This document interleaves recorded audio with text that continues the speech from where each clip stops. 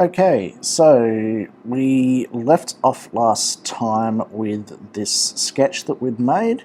It was combining a cube, and then we'd made a bit of a V shape out of it and cut that out, and then we put in a circle. So we've got this bit of an interesting shaped object here. You can also see that there is, if I zoom in enough, a little bit of a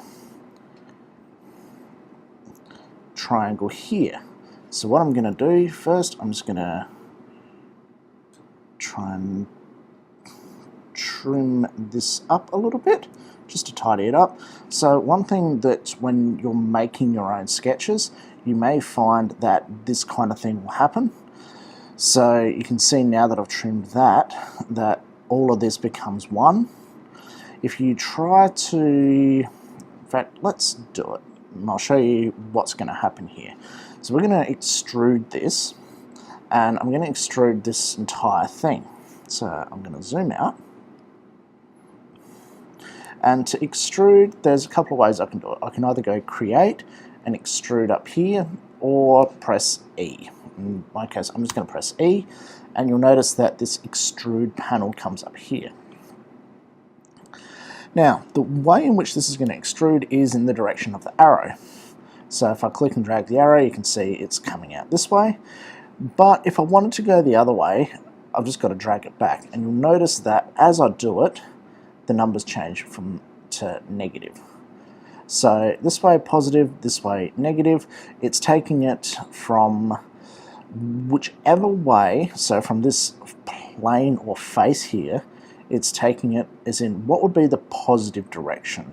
So along the z-axis, this over to the left here is increasing on the z-axis, over here is decreasing. There's a few things I can do here. I can just drag it out and go, oh yeah, make a 20mm one, done. Or I've got some other options here. I can do two sides, and I could make it one larger than the other. Or I've got symmetrical, in which case it'll do it both ways equally.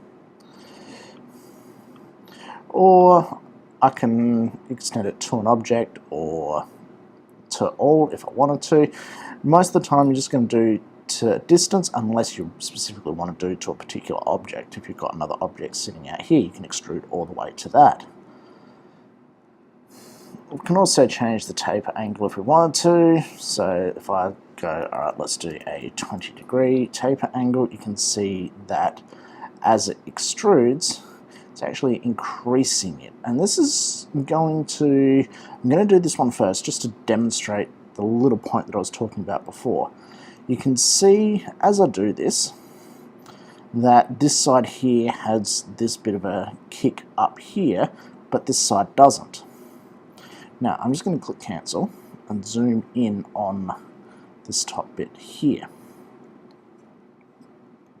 What Fusion will do, and you can see as I highlight it, the color changes, it goes from that yellow to a paler yellow, but over here it's not, because what it's detecting is that this is one sketch and this is another sketch. Well, not exactly sketches, but it's two closed loops of a sketch. So if I wanted to include this, I've actually got to trim this area here. So I'm going to do that like I did with the other one. Zoom out, scroll up, and whatever is in red will get trimmed. So I'm going to trim that, and now you can see that it's all one. And I'm going to stop the sketch there. So again, I'm going to select that one in blue. Whatever's selected in blue is what is going to be extruded. So extruding is really taking 2D and making it 3D. I'm going to do this 50mm with a 10-degree taper on it, just for fun. And if we have a look, once we hit OK, it creates a new body. And you can see that our sketch has actually disappeared. However, back here, all it's done is turned it off. So the sketch is still there, but it's just turned off so we don't see it, and it's not going to have as much things on screen, so it's not as cluttered, it's not going to be as busy, it's going to be easier for us to work with. So if I wanted to, I could actually turn that body off. So when we extrude, we're actually creating another body. You can see that here, that body, I can turn it on and off to display it or not. Depends on if we wanted to, if we've got other bodies and we want to go, all right, which body's which? Okay, I want to make changes to a particular body. I want to turn off everything else but the body I'm working with, just so I can see it. Now, I also mentioned in the last video, we're going to look at a couple of the tools.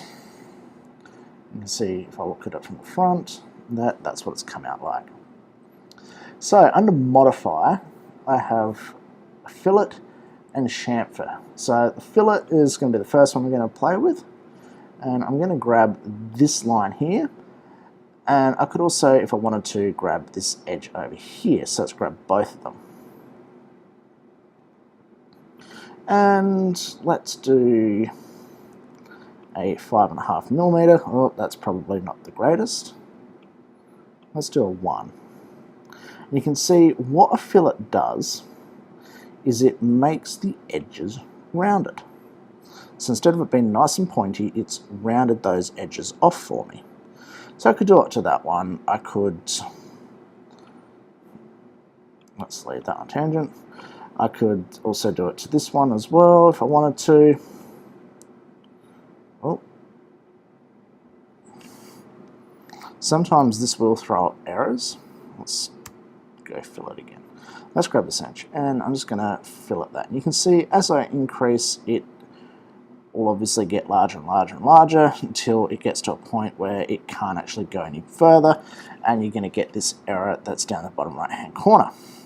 However, if you're doing ones this large, have a think about what you're actually designing and whether it would be better to do it as a sketch. So for this, it's just really to round off some sharp edges. I'm going to do that as a 4mm one, hit OK to do that, and then I'm going to do these two here as 2mm, and just leave it like that for the moment. At the moment, I don't have anything in mind that I'm trying to create here. I'm just playing around, and to be honest, that's what I want you guys to do. Just play around, have a go, have a play with it, and see what you come up with. This bottom edge here, why don't we try a chamfer? And I'm going to click on that, and it does the same thing, except in this case, it creates a flat area. So you can see that's a 20mm chamfer. It's created a flat one where a fillet will create round edges. The other one that you might be interested in is a shell, and in this case I might look at doing it on this face here, and let's see what happens if I do this. So with a 3mm, what it's done, it's hollowed out that entire thing for me and left a 3mm gap around the edge. So what's in blue here, that length there is 3mm. So it's basically hollowed out this nice little container for us, which we could then print and go, okay, we're going to use this for storage. That's all I wanted to show you guys in this video, and I think that's going to be pretty much everything to get started. Having said that, there is one more thing. Let's say I wanted to create one more sketch and do something on this side here. I might want to put some text on there. What I can do is create a sketch, and instead of selecting one of the faces down here, I can actually select one of the faces of the body. So I can select that, and now I can sketch on here. And I might go, all right, let's create some text, and I'm going to call this one my holder. Alright, let's move this around a bit and get it in there. we might want to decrease the height of it a little bit. So instead of being 10 millimeters, let's make it 8. That's a little bit better. And I'm going to hit OK. And what we could then do is we might want to decide, I've got that text there.